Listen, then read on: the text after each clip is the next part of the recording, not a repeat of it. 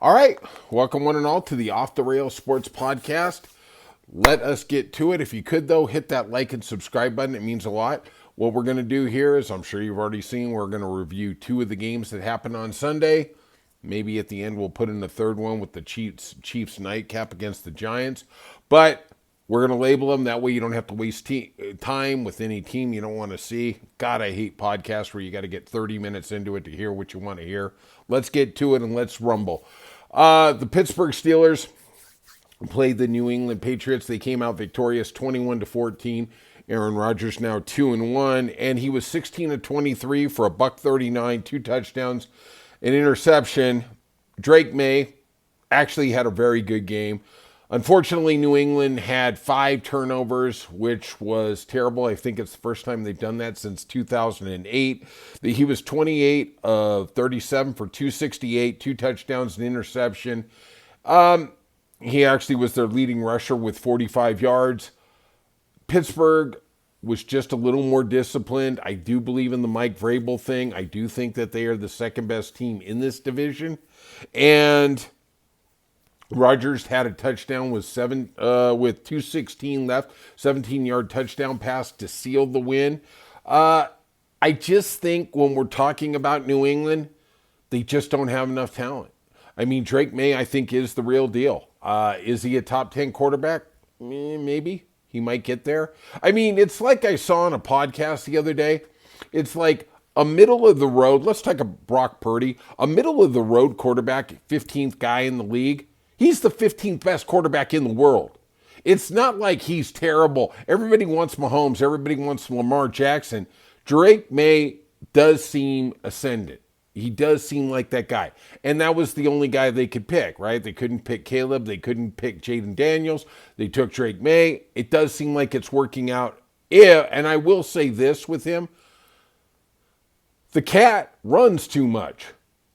I talk about this with Patrick Mahomes or whatever. We saw numerous quarterbacks this week that were out. J.J. McCarthy, Jaden Daniels, Joe Burrow. It's a violent game, and everybody is looking at it like college, like, hey, I need that 6 yards. I need that 8 yards. Okay, I get it, but Tom Brady, the greatest quarterback who ever lived, really didn't run the ball. I mean, there's a reason. Peyton Manning didn't really run the ball. There's a reason. It's the golden arm.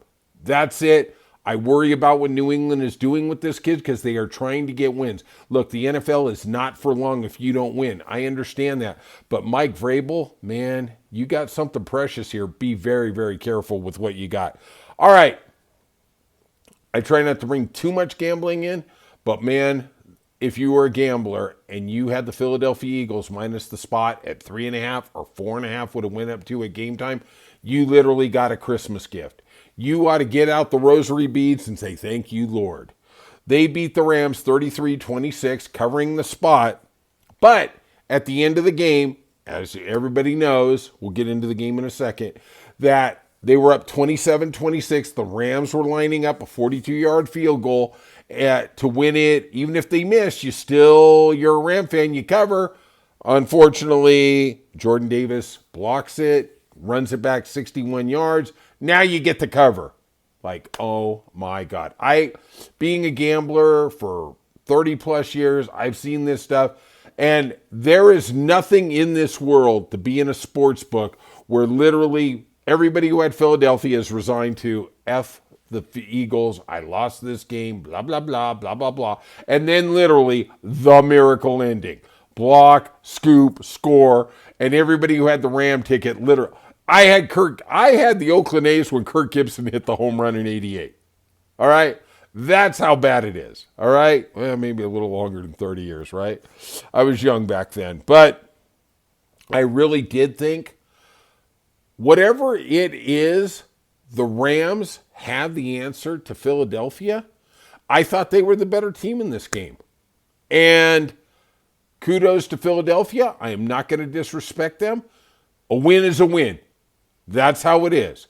But the Rams played them incredibly tough last year in the playoffs. Maybe this is that team that is kryptonite for the Philadelphia Eagles because they are absolutely unequivocally the best team in football. But boy, when they play the Rams, it gets tough. It gets tough. It's just that team that always causes a problem. You know, it's kind of like on the other side where Brian and I talk about the Red Sox. Red Sox, it always seems like Tampa Bay is our kryptonite. I think the Rams are the kryptonite for the Philadelphia Eagles. It really doesn't matter unless they match up in the playoffs. Then remember this game. All right, that's it for today. That's it for the Off the Rails Sports Podcast. If you could, hit that like and subscribe, and we'll see you soon on Off the Rails.